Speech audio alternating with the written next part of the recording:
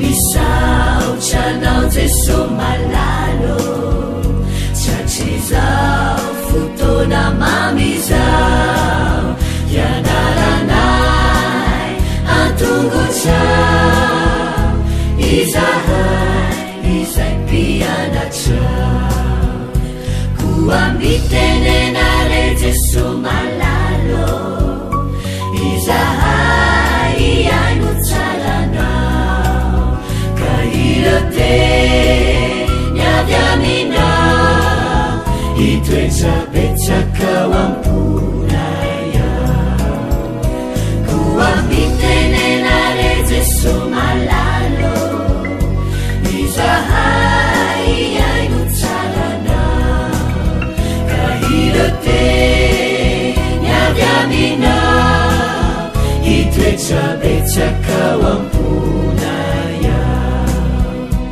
iroteny avy aminao itoetrabetsakao amponaya.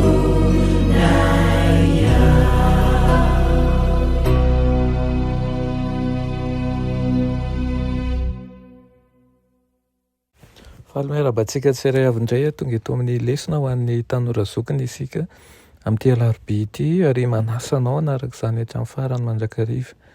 Alohandirantsika nao anatin'izany lesona izany ara dia hivavaka isika. Ry Tompoandriamanitra eo Tompo-mpanjakanay tokoa ianao, misaotra anao izahay nao any fitantananao anay, misaotra ihany koa fa mbola tombontsoa lehibe no nananay an'io ahafahanay mianatra ny teninao. Aoka izany tsy ho fahazarana fotsiny ihany fa tena sakafom-panahy ilainay tokoa ahafahanay mitombo aminao sy mikolokolo ny fiainana ara-pananay ankehitriny. Ka mitenena Tompo ary miasa ao anivon'ny isam-batan'olona sy ny isa-tokantrano izay manaraka izao fandarana izao. Anaran'i Jesosy, amen. Lohateny lesonantsika androany dia manao hoe ny fototry ny fiainana kristianina. Ny fototry ny fiainana kristianina. Ny Romanina 12 dia milaza amintsika izay tokony atao mba hamalina ny fitiavan'Andriamanitra amin'ny fanaovana sy ny fanatsarana ary ny fanovana ny fomba fiainantsika izany. Ahitana tombontsoa eo no eo ny fomba fisakafoanana izay mahasalama, kanefa raha ataontsika ho fitadiavam-pamonjeny izany dia tsara ny fahasalamantsika ara-batana, saingy ny fahasalamana ara-panahy kosa tena hiasimba. Mahaliana an'i Jesosy mandrakariva ny fototra satria izany no ampahany manan-danja indrindra amin'ny foto-drafitrasa rehetra. Ary ny fototry ny fiainana kristianina izany dia miverina mandrakariva amin'ilay teny hoe nahoana antony manosika antsika hanao zavatra anankiray. Nahoana ao ambadiky ny fomba fiainana mahasalama dia voalaza mazava manandiny voalohany manao hoe ny famindram-pon'Andriamanitra. Tsy misy mendrika ny fiainana isika na dia anankiray akory aza. Ny sorona nataon'i Kristy irery ihany izany manana antsika.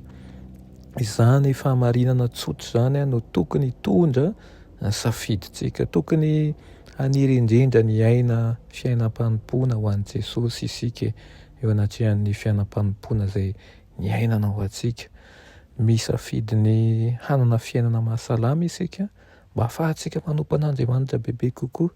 Tsy tiantsika foezina ny drafitr'Andriamanitra ho antsika noho ny tsy fahasalamantsika izay vokatra ny safidy izay tsy endry sy ny fahazaran-dratsy maro. Misy ireo izay milaza fa mahatonga antsika hifantoka amin'ny tenantsika sy ho tia tena ny fananana fomba fiainana mahasalama, kanefa raha miaina tahaka an'izany isika dia ho tonga ozona ny fiainantsika sy tsy ho fitahiana mihitsy.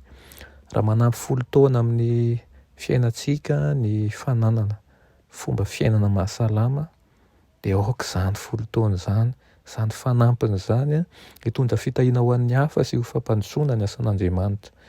Tsy hoe manalava ny taona anompoantsika fotsiny ny fomba fiainana mahasalama fa mampitombo ihany koa ny hatsaran'ny fanompoana izay ataontsika ankehitriny. Matetika ireo olona mitana andraikitra lehibe eo amin'ny asa fanompoana tena alai-panahy no atsirambana ny fahasalamany noho ny fiantsoroany asa amandraran-tena mavesatra. Arakaraka ny habetsaky ny andraikitra entsika nefa ny mahazava-dehibe ny fiahiantsika amin'ny fahasalamantsika ny vatantsika zany fahasalaman'ny vatana ny saina mba hahafahantsika izay manome ny tsara indrindra eo amin'ny asa izay ataontsika. Baran'i Paoly moa fa mety ozy izy ny asa fanompoana atao amin'ny fo manontolo.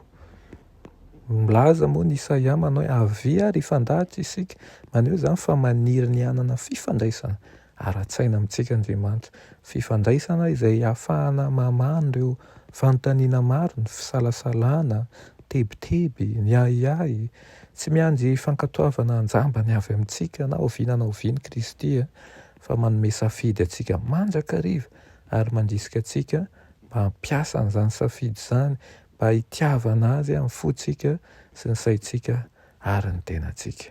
Dia mba ho voninahitra Andriamanitra rery ihany aoka ny momba antsika rehetra tokoa ny ho fanatitra velona ankasitrahana eo aminy, ka tsy ataontsika ho ambanin-javatra ny fahasalamana fa tena ho raisintsika zava-dehibe mba ahafahantsika mampitombo sy manatsara mandrakariva n'ilay iraka nampanaovan'i Kristy atsika. Afakitsika misaotra anao izay raha eo ny amin'izany tenina hoe izany amin'ity anio ity. Misaotra anao izay mampianatra anay ihany koa ny amin'ny fahasalamana. Tokony ho raisinay an-tanana sy tsy ho ataonay ambanin-javatra izany satria manosika anay mba ahafahanay mamita betsaka koa ary amin'ny antsakany sy andavany ny asanao. Mangataka aminao mba ampitony ny rivotra izay mifofofo amin'ny fiainanay, izay mifofofo eo amin'ny mpanomponao rehetra, aoka ny fahasalamana avy aminao, aoka ny hery avy aminao, aoka ny fitiavana avy aminao no hanjaka eo amin'ny tokantrano tsirairay avy. Anaran'i Jesosy, amen.